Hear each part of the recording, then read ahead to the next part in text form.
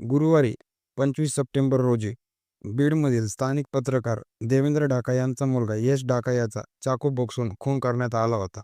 त्याचा खून त्याच्याच जवळच्या मित्राने केल्याचं उघड झालं आहे. काय आहे हे प्रकरण जाणून घेऊया या व्हिडिओमध्ये. यश डाका हा तिथील स्थानिक पत्रकार देवेंद्र डाका यांचा मुलगा होता. यश डाका याचा खून त्याच्याच जवळचा मित्र सूरज काके याने केल्याचं उघडकीस आलं आहे. सूरज काके आणि यश डाका हे दोघेही मित्र होते, परंतु काही दिवसांपासून या दोघांमध्ये वाद सुरू असल्याचं समजतंय.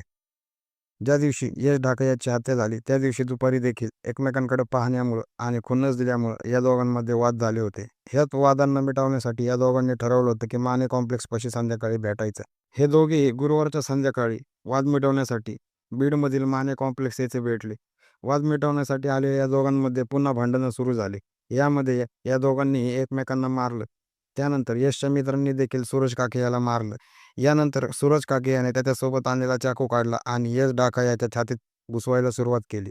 हे वार एवढे तीव्र होते की यश डाका याचा तिथे जागीच मृत्यू झाला. पोलिसांनी काही वेळामध्येच आरोपी सूरज काके याला ताब्यात घेतलं. त्याला ताब्यात घेतल्यानंतर या सर्व गोष्टींचा उलगडा झाला. परंतु अशीही माहिती मिळत आहे की यश डाका याच्या सोशल मीडियावरती भाईगिरीचे स्टेटस आणि व्हिडिओज आहेत. त्यामुळं पोलीस पुढील तपास करत आहेत की हा वाद आणि हा खून फक्त एकमेकांकडे पाहिल्याच्या खुन्नसमुळं झाला की काही दुसरं कारण होतं.